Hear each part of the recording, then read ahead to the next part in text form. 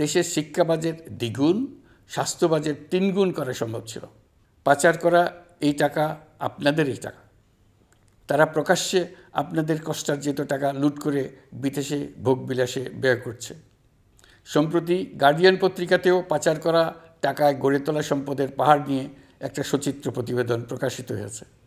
পাচার করা এই সীমাহীন অর্থ এখন আবার দেশে গোলযোগ সৃষ্টি করে তারা এদেশে ফিরে আসার সুযোগ সৃষ্টির কাজে ব্যয় করছে। আপনারা দেখতেই পাচ্ছেন এই টাকা কীভাবে দেশের সংহতির বিরুদ্ধে সকল প্রকার অপপ্রচারের কাজে লাগানো হচ্ছে। প্রতি বছর অর্থনৈতিক প্রবৃদ্ধির যে হার দেখানো হয়েছে সেটাও মন গড়া। দেশকে এবং পৃথিবীকে বলা হচ্ছিল কি সুন্দর দেশ বাংলাদেশ, লাফিয়ে লাফিয়ে তার উন্নয়নে গিয়ে চলছে। এখন বাংলাদেশ ব্যাংকের বড় কাজ হলো পাচার করা টাকা দেশে ফিরিয়ে আনা। তারা তাদের সর্বোচ্চ ক্ষমতা দিয়ে সেটা চেষ্টা করছে। কাজটা কঠিন, কারণ এই বিষয়ক আইন কঠিন। আমরা বাংলাদেশ ব্যাংকের সাহস ও সমর্থন দিয়ে যাচ্ছি। বারবার বলছি, অন্তর্বর্তী সরকারের আমলে আংশিক টাকা হলেও যেন ফেরত আনা যায়। প্রিয় দেশবাসী, অন্তর্বর্তীকালীন সরকার দায়িত্ব নেওয়ার পর বিভিন্ন খাতে সংস্কারের লক্ষ্যে গুম কমিশন সহ 15টি কমিশন গঠন করেছে। এসব কমিশন পূর্ণ উদ্যমে তাদের কাজ করে যাচ্ছে। গুম কমিশন গত পরশু তাদের প্রতিবেদনের প্রথম খণ্ড আনুষ্ঠানিকভাবে পেশ করে গেছেন। গুমের শিকার বহু পরিবারের নিরাপত্তার স্বার্থে এটা এখন প্রকাশ করা যাচ্ছে না।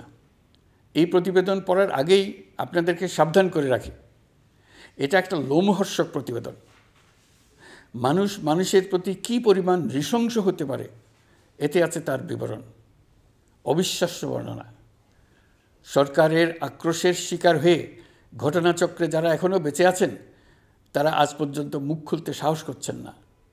তাদের ভয় কিছুতেই কাটছে না।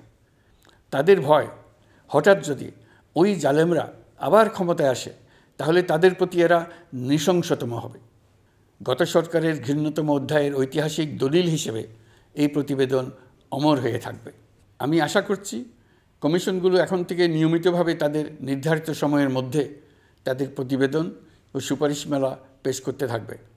প্রিয় দেশবাসী, আমাদের সংস্কারের যে আকাঙ্ক্ষা সেটি বাস্তবায়নে প্রতিটি কমিশনই আমাদের জন্য গুরুত্বপূর্ণ।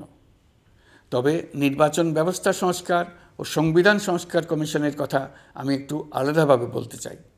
কেননা এই দুটি কমিশনের সুপারিশের উপর প্রধানত নির্ভর করছে আমাদের আগামী নির্বাচন প্রস্তুতি ও তারিখ। এই প্রসঙ্গে বড় খবর হলো প্রধান নির্বাচন কমিশনার সহ নির্বাচন কমিশন গঠন করা হয়ে গেছে। কমিশন দায়িত্ব গ্রহণ করেছে।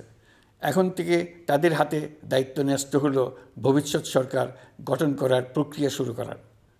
তারা তাদের প্রস্তুতির কাজ শুরু করেছেন। তাদের হাতে অনেক কাজ। প্রথমে সবচেয়ে বড় কাজ ভোটার তালিকা হালনাগাদ করা। এটা এমনিতেই কঠিন কাজ। এখন কাজটা আরও কঠিন হলো এই জন্য যে গত 3টা নির্বাচনে ভোটারদের অংশগ্রহণ করার সুযোগ ছিল না।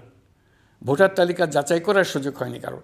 গত 15 বছরে যারা ভোটার হওয়ার যোগ্য হয়েছে তাদের সবার নাম ভোটার তালিকায় তোলা নিশ্চিত করতে হবে।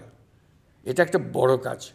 ছাত্র জনতার অভ্যুত্থানের পর এখানে গলদ রাখার কোনো সুযোগ নেই। দীর্ঘদিন পর এবার বহু তরুণ তরুণী জীবনে প্রথমবারের মতো ভোট দেবে। অতীতে তাদেরকে সে অধিকার এবং আনন্দ থেকে বঞ্চিত করা হয়েছে।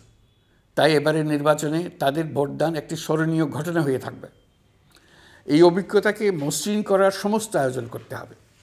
আমার একান্ত ইচ্ছা এবারের নির্বাচনে প্রথমবারের তরুণ তরুণী ভোটাররা শতকরা 100 ভাগের কাছাকাছি সংখ্যায় ভোট দিয়ে একটি ঐতিহ্য সৃষ্টি করুক। নির্বাচন কমিশন এবং সকল সামাজিক প্রতিষ্ঠান ও রাজনৈতিক দলের প্রতি আমার আহ্বান, সবাই মিলে আমরা যেন ওই লক্ষ্য অর্জনে নানা প্রকার সৃজনশীল কর্মসূচি গ্রহণ করি। এখন থেকে সবাই মিলে এমন একটা ঐতিহ্য সৃষ্টি করি যেন স্থানীয় নির্বাচন সহ সকল নির্বাচনে সকল কেন্দ্রে প্রথমবারের ভোটাররা 100% কাছাকাছি সংখ্যায় ভোটদান নিশ্চিত করবে। এটা নিশ্চিত করতে পারলে ভবিষ্যতে কোনো সরকার মানুষের ভোটাধিকার কেড়ে নেবার সাহস করতে পারবে না। নতুন ভোটার ছাড়াও যাদের আগে থেকে ভোটার তালিকায় নাম থাকার কথা ছিল তারা ভোটার তালিকায় আছে কিনা তা নিশ্চিত করতে হবে। বিশেষ মনোযোগ দিয়ে ভুয়া ভোটারদেরকে তালিকা থেকে বের করে দিতে হবে। এবার আমরা প্রবাসী বাংলাদেশিদেরকে ভোট দেওয়া নিশ্চিত করতে চাই। অতীতে আমরা এই ব্যাপারে অনেকবার আশ্বাসের কথা শুনেছি। এই সরকারের আমলে এটা যেন প্রথমবারের মতো বাস্তবায়িত হয়, এটা আমরা নিশ্চিত করতে চাই। এর জন্য একটা নির্ভরযোগ্য ব্যবস্থা করতে হবে। সব কিছুই সমসাপেক্ষ ব্যাপার। এর সঙ্গে যদি আমরা নির্বাচন প্রক্রিয়া আরও উন্নত করতে চাই, নির্বাচন সংস্কার কমিশনের সুপারিশমালা বাস্তবায়ন করতে চাই, তাহলে প্রয়োজনীয় সংস্কারের বিস্তৃতি ও গভীরতা অনুসারে নির্বাচন কমিশনকে সময় দিতে হবে। আমি সকল প্রধান সংস্কারগুলো সম্পন্ন করে নির্বাচন আয়োজন করার ব্যাপারে বরাবর আপনাদের কাছে আবেদন জানিয়ে এসেছি। তবে রাজনৈতিক ঐকমত্যের কারণে আমাদেরকে আবার বলছি, যদি অল্প কিছু সংস্কার করে ভোটার তালিকা নির্ভুলভাবে তৈরি করার ভিত্তিতে নির্বাচন সম্পন্ন করতে হয়, তাহলে 2025 সালের শেষের দিকে নির্বাচন অনুষ্ঠান হয়তো সম্ভব হবে। আর যদি এর সঙ্গে নির্বাচন প্রক্রিয়া এবং নির্বাচন সংস্কার কমিশনের সুপারিশের পরিপ্রেক্ষিতে এবং জাতীয় ঐকমত্যের ভিত্তিতে প্রত্যাশিত মাত্রার সংস্কার যোগ করি, তাহলে অন্তত আরও 6 মাস অতিরিক্ত সময় লাগতে পারে। মোটা দাগে বলা যায় 2025 সালের শেষ দিক থেকে 2026 সালের প্রথমার্ধের মধ্যে নির্বাচনের সময় নির্ধারণ করা যায়। প্রিয় দেশবাসী, যে কোনো সংস্কারের কাজে হাত দিতে গেলে রাজনৈতিক ঐকমত্যের প্রয়োজন। এই ঐকমত্যে পৌঁছানোর প্রক্রিয়া কী হবে? অন্তর্বর্তীকালীন সরকার এভাবে অগ্রসর হবার প্রস্তুতি নিচ্ছে। অন্তর্বর্তীকালীন সরকার প্রথম পর্যায়ে 6টি সংস্কার কমিশন গঠন করেছে। এরা শীঘ্রই চূড়ান্ত প্রতিবেদন পেশ করবে বলে আশা করি। আমরা এই 6 কমিশনের চেয়ারম্যানদের নিয়ে একটি জাতীয় ঐকমত্য গঠন কমিশন প্রতিষ্ঠা করার দিকে অগ্রসর হচ্ছি। এর কাজ হবে রাজনৈতিক দল সহ সকল পক্ষের সঙ্গে মতামত বিনিময় করে যে সমস্ত বিষয়ে ঐকমত্য স্থাপন হবে সেগুলো চিহ্নিত করা এবং বাস্তবায়নের জন্য সুপারিশ করা। যেহেতু জাতীয় ঐকমত্য প্রতিষ্ঠা করা অন্তর্বর্তীকালীন সরকারের অতি গুরুত্বপূর্ণ দায়িত্ব, তা বিবেচনা করে আমি এই কমিশনের চেয়ারম্যানের দায়িত্ব পালন করব। আমার সাথে এই কমিশনের সহসভাপতির দায়িত্ব পালন করবেন অধ্যাপক আলী রিয়াজ। কমিশন প্রয়োজন মনে করলে নতুন সদস্য কোঅপ্ট করতে পারবে। প্রথম 6টি কমিশনের চূড়ান্ত প্রতিবেদন পাওয়ার পর আগামী মাসেই জাতীয় ঐকমত্য গঠন কমিশন তার কাজ শুরু করতে পারবে বলে আমি আশা করছি। এই নতুন কমিশনের প্রথম কাজ হবে নির্বাচন অনুষ্ঠানের জন্য যে সমস্ত সিদ্ধান্ত জরুরি সেই সমস্ত বিষয়ে তাড়াতাড়ি ঐকমত্য সৃষ্টি করা এবং সকলের সঙ্গে আলোচনা করে কোন সময়ে নির্বাচন অনুষ্ঠান করা যায় সেই ব্যাপারে পরামর্শ চূড়ান্ত করা। প্রিয় দেশবাসী, নির্বাচন আয়োজন ও সংস্কার ছাড়াও আপনারা আমাদের উপর অনেকগুলো দায়িত্ব দিয়েছেন। এর মধ্যে রয়েছে অর্থনীতি পুনরুদ্ধার ও মানুষের জীবনমান উন্নয়ন। ফ্যাসিবাদী সরকারের কাছ থেকে আমরা বিপর্যস্ত এক অর্থনীতি পেয়েছি। আমাদের বৈদেশিক রিজার্ভ তলানিতে গিয়ে থেকেছিল। 2024 সালের নভেম্বরে রপ্তানি আয়ের পরিমাণ ছিল $4.12 বিলিয়ন, যা আগের মাসের তুলনায় 15.63% বেশি। সামগ্রিকভাবে 2024 সালের জুলাই নভেম্বর সময়কালে রপ্তানি $16.11 বিলিয়ন মার্কিন ডলারে পৌঁছেছে। গত বছর একই সময়ে রপ্তানি আয় ছিল $14.34 বিলিয়ন মার্কিন ডলার।